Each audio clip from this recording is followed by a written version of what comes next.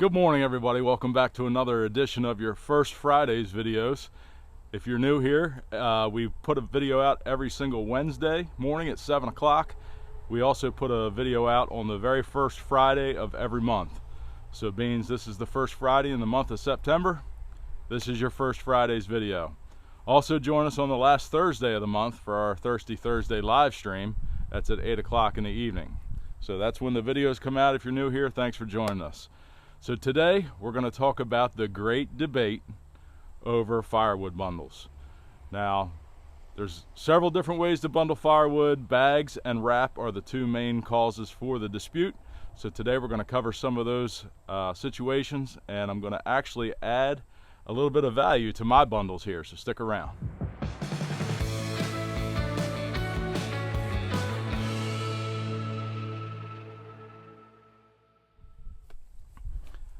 All right, so the first thing I'm going to talk to you about today is the bags.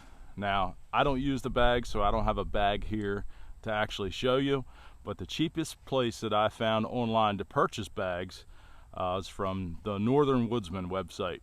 And this right here is what the bag looks like. This is pretty much the most common bag that most people use.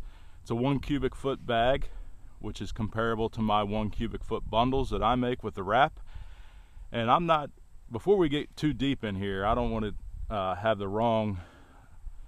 have people have a misconception that I'm promoting bundles with wrap over bundles with bags, because I think there's advantages and disadvantages to both.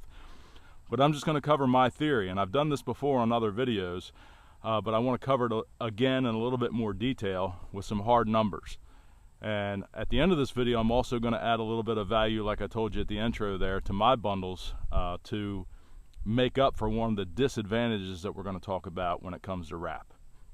So real quick, the Northern Woodsman website, it's the cheapest place that I could find the bags, and you can get 100 bags for $61.50. So $61.50 for the bags, and to have it shipped here to Maryland, and this is going to vary for everybody depending on where you're shipping to, but to get it shipped here to my location would be another $16.93. So basically we're talking about $78.43 for 100 bags. That works out to about 78 cents per bag when you're bundling. That is going to come right off the top of your profit. So if you're selling, a bundle for $5, you can subtract 78 cents off of that right there. Because that's what your cost is going to be for the individual bag. Now when we talk about wrap, I get my wrap from Amazon. Right now I'm using a homemade bundler that I made, and there's a video on that which I'll link up here at the top. But I get my wrap from Amazon. It comes in 4 1,000 foot rolls, so you get 4,000 feet of wrap. It's 70 gauge, and I get it for $42. I use about 20 feet of wrap per bundle, which will yield me about 200 bundles out of that 4,000 feet of wrap. So that works out, the math on that works out to about 21 cents per bundle. Now I do add a label into my bundle for presentation, which we'll talk about here shortly. That cost me about 3 cents for that label, and I'm going to be adding something to my bundles here that I'm going to show you shortly, which is going to add about another 2 cents per bundle of overhead. So all in all, my cost to produce a bundle is about 26 cents. 26 cents compared to 78 cents per bag. It doesn't sound like a whole lot, but it's a difference of 52 cents. If we take that 52 cents per bundle and multiply it by the 200 bundles that I can make out of that 4,000 feet of wrap, that's $104 that I've shorted myself on bundle sales. So take that for what it's worth. The next thing I want to talk to you about is some advantages and disadvantages of both. All right, so let's talk about the pros of the bags first off. Off the top of my head, some of the pros that I can think of for a bag is simply the durability, right? So these bags are much more durable. You can throw them up in the back of your pickup truck, toss them around, roll them off the tailgate, you know, throw them down next to the fire pit, and they're not going to come apart, they're not going to break, the wood's not going to fall out. So durability is a big factor. My question is, how durable do you need that bag to be? You're going to pick up your wood in your bundle, you're going to transport it to where you're going to be burning, and then you're going to discard that bag anyway. Some people may reuse them for something else, some people may keep them for, you know, another need, but for the most part, people are throwing those bags in the trash can. So durability is an advantage of the bags. How important that durability is to you is, you know, of your own opinion. Another good pro of the bags is transportability, if that's even a word. Transportability. It's going to be a word today, but when those bags have a drawstring on the top, and when you close them and tie them off, you simply grab the handle of the bag and you can carry them, you know, 2 bags at a time, 1 in each arm. So that's an advantage. Some disadvantages of the bags we've already kind of covered is the overhead cost and basically loading the bags. If you've got a bucket or a trash can or something that you can put inside the bag when you're loading the bag to keep the wood from sticking to that mesh netting that the bags are made out of, that's helpful, I think, but you know, it's time consuming to load the bags. All right, so now we'll move on to the bundles. If you've never seen my bundles before, this is a sample of what I produce. It's 10-inch wide wrap. My label is inserted in the top, and they are a very large bundle. They're labeled at 1 cubic foot, I should say, but they actually end up being just a little bit over. So the customers definitely get what they're paying for. Now, we're talking about advantages to the wrap. An advantage to the wrap we've already discussed, and that's simply the cost. It's much more cost effective to wrap your bundles with the 10-inch wide wrap or whatever wrap you decide to use, just overhead costs, right? So curb appeal, that's something we kind of should have covered on the bags as well, but presentation is a big thing for me. What people think your product looks like. You may think the bags look good. I think they do look good, but most of those bags are generic and just say firewood on the outside. I assume you could get custom bags made with your actual logo or your name on them, which would add even more cost to what your bundles cost to make.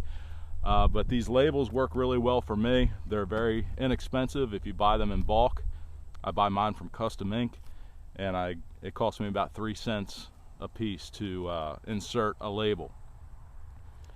So curb appeal is a decision you have to make also when you're choosing whether you want to use bags or use wrap. Now, disadvantages to the wrap is transportability. Transportability, we talked about the handles in the drawstring bags, how you can basically carry 1 in each hand. Basically, you need both hands to carry one of these large bundles, but I'm going to try to cure that today, and I want you to come along with me to see if it's actually going to work. It's going to cost me about 2 to 3 cents extra per bundle to do this, but if it works, I think it will be worth it.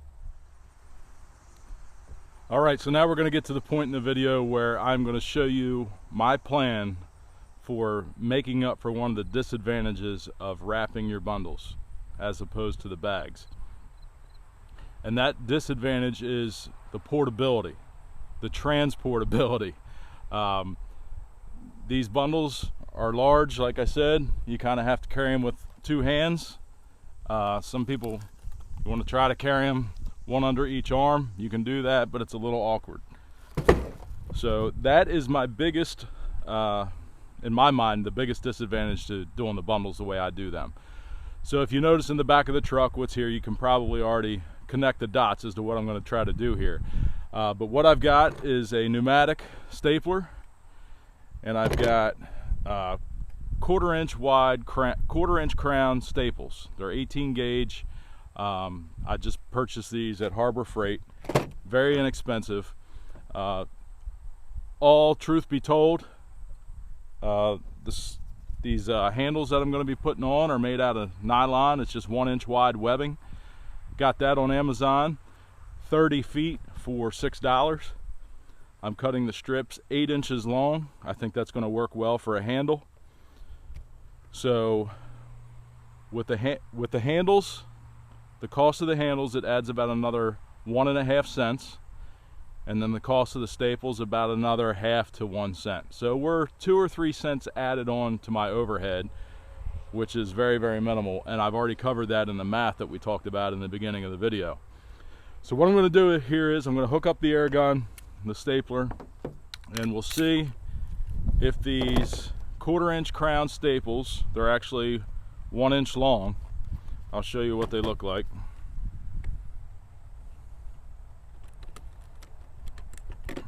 So they're pretty long staples. They should set down deep enough into the wood so where there's no fear of the handle coming off. I kind of experimented with this a while back, and I was always concerned if somebody was carrying a bundle of wood and the handle broke, it would fall on their foot. But these 1 inch long staples should be plenty enough to hold these handles in place. I think I'm going to put 2 to 3 staples on each side of the handle. Let's see how this works out.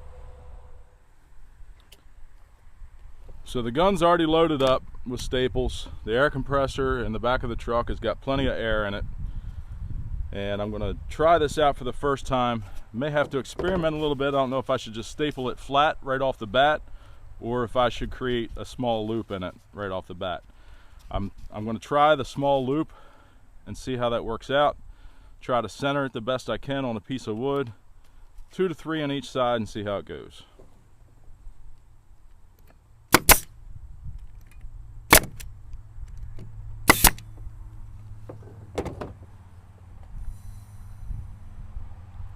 Give it a little more air power here. That's better. So I had the regulator initially set at about 60 psi. I just turned it up to 90, and that set them staples down in there much better. I'll get a little hammer and tap these ones that didn't go all the way in down the rest of the way, and then we'll do a test to see if these handles are going to hold up to carrying.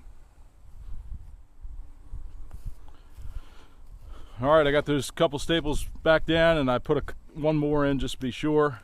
The handle is slightly snug, but I've got a pretty big hand and my hand's fitting in there. So let's see if this works out. I'm stretching the wrap a little bit, but I don't think anybody's going to be bouncing them like that. And it seems to be holding the bundle just fine. So let's put another handle on this one. Now that we got the air settings correct, I'm going to make my loop just a little bit larger.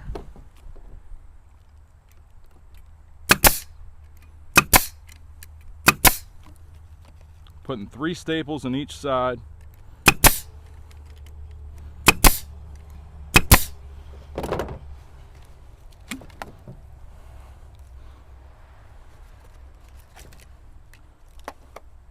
And now we can carry our bundles.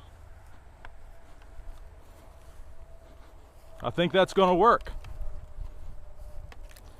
So adding a little bit more value to the bundles with some cheap handles and a little stapler.